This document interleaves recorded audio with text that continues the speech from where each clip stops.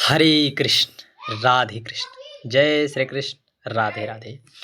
आज इस भाद्रपद मास की द्वितीय दिवस की श्रृंखला में हम सभी नित्य की तरह आज भी भगवान देव देवेश्वर श्री हरि की कथाओं को श्रवण करते हैं। आज से आप हमारे इस चैनल पर पद्म पुराण की कथा को श्रवण करेंगे। पद्म पुराण सभी पुराणों में जो है यह पद्म पुराण सभी का अमूल्य है। बड़े भाव से आज इस पद्म पुराण की कथा को प्रारंभ किया जाता है। आप हमारे इस चैनल पर नित्य भादो मास महत्व में पद्म पुराण की कथा को श्रवण करने वाले हैं।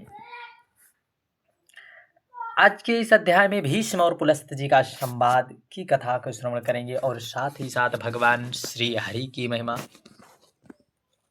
सूत जी कहते हैं, महर्षियों, जो सृष्टि रूप मूल प्राकृत के ज्ञाता तथा इन भावात्मक पदार्थों के दृष्टा हैं, जिन्होंने इस लोक की रचना की है, जो लोक वेदताओं के ज्ञाता तथा योग वेदता हैं, जिन्होंने योग का आश्रय लेकर संपूर्ण चराचर जीवों की सृष्टि की है और जो समस्त भूतों तथा अखिल विश्व के स्वामी हैं, उन चिदानंद स्वरूप भगवान परमेश्वर को मैं नमस्कार करता हूँ और उन सच्चिदानंद परमेश्वर को नमस्कार करता हूँ। फिर ब्रह्मा, विष्णु, महादेव, इंद्र, अन्य लोकपालों तथा सूर्यदेव को एकाग्रचित से नमस्कार करके ब्रह्मस्वरूप वेद व्यास जी को प्रणाम करता हूँ।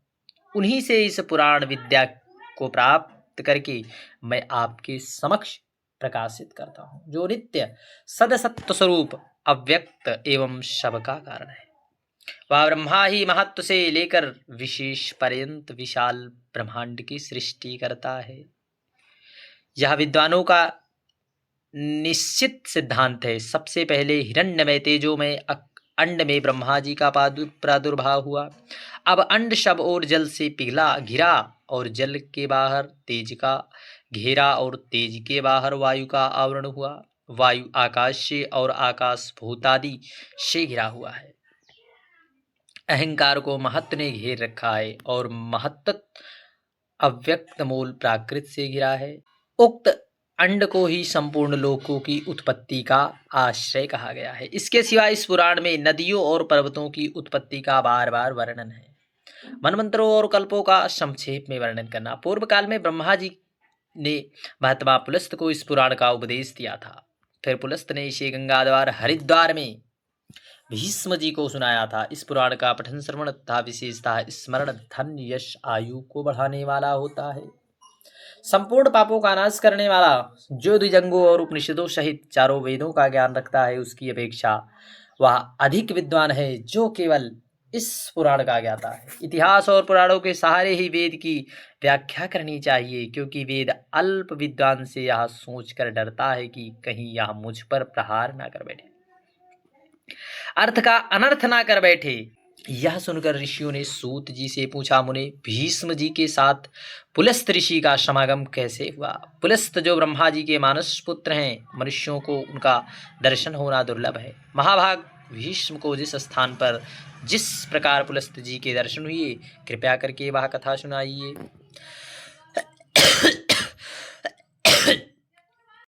सूत जी ने कहा, महात्माओं, साधुओं का हित करने वाली विश्व पापनी महाभागा गंगा, जहां पर्वतमालाओं को भेद कर बड़े वेग से निकली है, वहां महान तीर्थ गंगाद्वार के नाम से विख्यात है, जहां पितृभक्त भीष्म जी निवास करते हैं।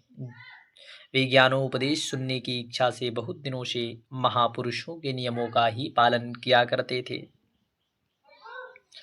स्वाध्याय और तर्पण द्वारा देवताओं और पितरों की तृप्ति तथा अपने शरीर का शोषण करते हुए भीष्म जी के ऊपर भगवान ब्रह्मा बहुत प्रसन्न हुए।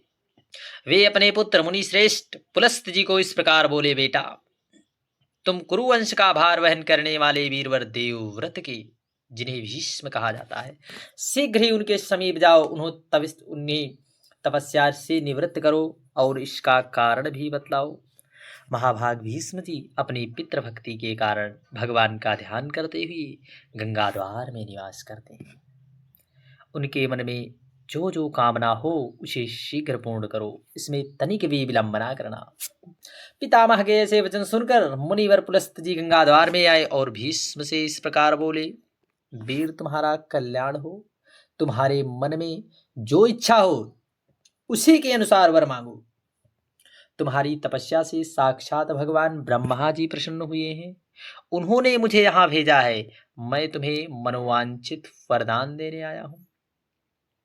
पुलस्त जी का मन और वचन कानों को सुख पहुंचाने वाला था। उसे सुनकर भीष्म जी की आंखें खुली और देखा पुलस्त जी सामने खड़े हैं। उन्हें देखते ही भीष्म जी उनके चरणों में गिर पड़े। उन्होंने अपने संपूर्ण शरीर से शरीर पृथ्वी का स्पर्श करते हुए मुनि श्रेष्ठ को साष्टांग प्रणाम किया और कहा, भगवान आज मेरा जन्म सफल हो गया है। यह दिन बहुत ही सुंदर है क्योंकि आज आपके विश्ववंद्य चरणों के दर्शन मुझे प्राप्त हुए हैं। आज आपके दर्शन दिया है और विशेष मुझे वरदान देने के लिए गंगा जी के तट पर पदार्पण किया है। इतने से ही मुझे अपनी तपस्या का सारा पुण्य फल मिल गया है। यह कुश की चटाई है, इसे मैंने अपने हाथों से बनाई है। जहां तक हो सका इस बात का भी प्रयत्न किया है कि यह बैठने वालों के लिए आराम देने वाली हो। अतः आप इस पर विराजमान हो जाइए। यह पलाश के दोने में अर्घ प्रस्तुत किया गया है। इसमें दूब, चावल, फूल, कुश, सरसों, दही सहित जौ, दूध भी मिले हैं। प्राचीन काल के ऋषियों ने यह अष्टांग अर्घ की अतिथि को अर्पण करने योग्य बतलाया है। अमित तेजस्वी भीष्म के वचन सुनकर ब्रह्मा जी के पुत्र पुलस्त मुनि कुशासन पर बैठे। तब उन्होंने प्रसन्नता के लिए पाद्य और अर्घ स्वीकार किया। भीष्म जी के शिष्टाचार से उन्हें बड़ा संतोष हुआ। वे प्रसन्न होकर बोले, हे महाभाग, तुम सत्यवादी, दानशील, सत्य प्रतिज्ञ राजा हो। तुम्हारे अंदर लज्जा, मैत्री और क्षमा आदि सद्गुण शोभा पा रहे हैं। तुम अपने पराक्रम से शत्रुओं को दमन करने वाले होगे और सभी में समर्थ होगे। साथ ही धर्म की कृतज्ञ, दयालु, मधुर भाषी, सम्मान के योग्य पुरुषों को सम्मान देने वाले, ब्राह्मण भक्त तथा साधुओं पर स्नेह करने वाले हो। वत्स, तुम प्रणाम पूर्वक मेरी शरण आए हो, अतः मैं बहुत प्रसन्न हूँ। तुम जो चाहो पूछो, मैं तुम्हारे प्रत्येक प्रश्न का उत्तर दूंगा। तब पुलस्त जी ने कहा, तब भीष्म ने कहा, भगवान, पूर्व काल में भगवान ब्रह्मा जी ने किस स्थान पर रहकर देवता आदि की सृष्टि की थी, यह मुझे बताओ। उन महात्मा ने कैसे ऋषियों तथा देवताओं को उत्पन्न किया, कैसे पृथ्वी बनाई गई, किस किस तरह आकाश की रचना हुई, किस किस तरह इस समुद्रों को प्रकट किया, भयंकर पर्वत और वन और नगर कैसे बनाए, मुनियों, प्रजापतियों, श्रेष्ठ सप्तऋषियों और भिन्न भिन्न वर्णों को, वायु, गंधर्वों आदि, इन सब बातों का वर्णन कीजिए। तब पुलस्त जी ने कहा, पुरुष श्रेष्ठ भगवान ब्रह्मा साक्षात परमात्मा है। वे पर से भी पर तथा अत्यंत श्रेष्ठ है। उनमें रूप और वर्ण आदि का अभाव है। वे यद्यपि सर्वत्र व्याप्त हैं तथापि ब्रह्म स्वरूप से इस विश्व की उत्पत्ति करने के कारण विद्वानों के द्वारा ब्रह्मा कहलाए।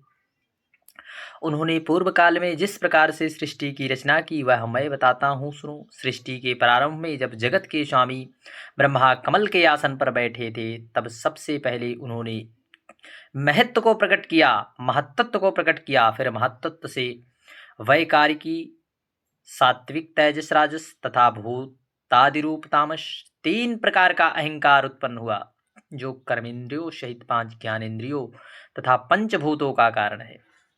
पृथ्वी, दल, जल, तेज, वायु और आकाश ये 5 भूत हैं। इनसे एक एक के स्वरूप का क्रमशः वर्णन करता हूँ। भूतादि नामक तामस अहंकार से विकृत होकर शब्द तन्मात्रा को उत्पन्न हुआ, उससे शब्द गुण वाले आकाश का प्रादुर्भाव हुआ। भूतादि तामस के शब्द तन्मात्रा से आकाश के सब ओरों से आच्छादित किया, उससे अत्यंत बलवान वायु का प्रागट हुआ, जिसका गुण स्पर्श माना गया है।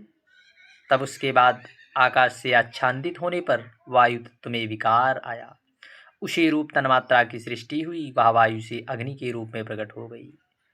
तब इसका रूप गुण वाला है। तत्पश्चात स्पर्श तन्मात्रा वाले वायु ने रूप तन्मात्रा वाले तेज को सब ओर से आवृत किया। इसे अग्नि तत्व ने विकार को प्राप्त किया। इस प्रकार से आच्छादित इससे विकृत होकर जल तत्व ने गंध तन्मात्रा की सृष्टि ली। इससे यह पृथ्वी उत्पन्न हुई। पृथ्वी का गुण गंध माना गया है, इसलिए तेजस कहलाती है। इंद्रियों के अधिष्ठात्रा 10 देवता वैकारिक कहे हैं। इस प्रकार इंद्रियों के अधिष्ठात्रा 10 देवता और 11वां मन है, ये वैकारिक माने गए हैं। त्वचा, चक्षु, नासिका, जीवा और श्रोत, ये 5 इंद्रिया शब्द विषयों का अनुभव कराने में साध्य हैं।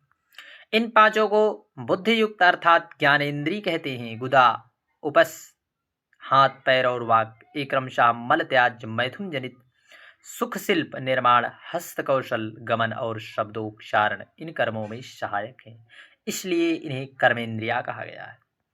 वीर, आकाश, वायु, तेज और जल, पृथ्वी एक क्रमशः शब्दादिक उत्तरोत्तर गुणों से युक्त है, अर्थात आकाश का गुण शब्द, वायु के गुण शब्द और स्पर्श तेज के गुण शब्द, स्पर्श और रूप जल के शब्द, स्पर्श रूप पृथ्वी के, ये सभी गुण उन पांचों भूत शांत घोर और अर्थात सुख दुख का मोह युक्त है, ये विषय कहलाते हैं। ये पांचों भूत अलग अलग रहने पर भिन्न भिन्न प्रकार की शक्तियों से संपन्न है, अतः परस्पर संगठित हुए बिना, पूर्णतः मिले बिना ये प्रजा की सृष्टि करने में समर्थ नहीं हो सकते। इसलिए महातत्व से लेकर विशेष पर्यंत सभी तत्व पुरुष द्वारा अधिष्ठित होने के कारण पूर्ण से एक तत्व को प्राप्त है। इस प्रकार परस्पर मिलकर तथा एक दूसरे आश्रय लेकर उन्होंने अंड की उत्पत्ति की। भीष्म जी उस अंड में ही पर्वत और द्वीप आदि के सहित समुद्र, तारे, संपूर्ण लोकों तथा देवता, असुर और मनुष्यों सहित समस्त प्राणी उत्पन्न हुए। वह अंड पूर्व की अपेक्षा 10 गुने अधिक जल, अग्नि, वायु, आकाश और भूतादिक अर्थात तामस अहंकार से, तब भूतादि महत्त्व से घिरा तथा इन सब के सहित महातत्व की अव्यक्त के द्वारा आवृत है। भगवान विष्णु स्वयं ही ब्रह्मा होकर संसार की सृष्टि में प्रवृत्त हैं। जब तक कल्प की स्थिति बनी रहे तब तक वे युग युग में अवतार धारण करके समूची सृष्टि की रक्षा करते हैं। वे विष्णु सत्गुण धारण किए हुए हैं, उनके पराक्रम की कोई सीमा नहीं है। राजेंद्र, जब कल्प का अंत होता है तब वे ही अपना तमः प्रधान रौद्र रूप प्रकट करते हैं और अत्यंत भयंकर आकार धारण करके संपूर्ण प्राणियों का संहार करते हैं। इस प्रकार सब भूतों का नाश करके संसार को एकावरण जल में निमग्न करके वे सर्वरूप भगवान स्वयं शेष नाग की शैया पर विराजमान हो जाते हैं। फिर जगने पर ब्रह्मा का रूप धारण करके वे नए सिरे से संसार की सृष्टि करने लगते हैं। इस प्रकार एक ही भगवान जनार्दन सृष्टि के पालन और संहार करने के कारण ब्रह्मा, विष्णु तथा शिव नाम धारण करते हैं। वे प्रभु स्रष्टा होकर स्वयं अपनी ही सृष्टि करते हैं, पालक होकर पालनीय रूप से अपना ही पालन किया करते हैं और संहारी होकर स्वयं अपना ही संहार करते हैं। पृथ्वी, जल, तेज, वायु और आकाश सब वे ही हैं, क्योंकि अविनाशी विष्णु ही सब भूतों के ईश्वर और विश्व स्वरूप हैं। इसलिए प्राणियों में स्थित सर्ग आदि भी उन्हीं के सहायक हैं। बोलिए देव देवेश्वर श्री हरि की।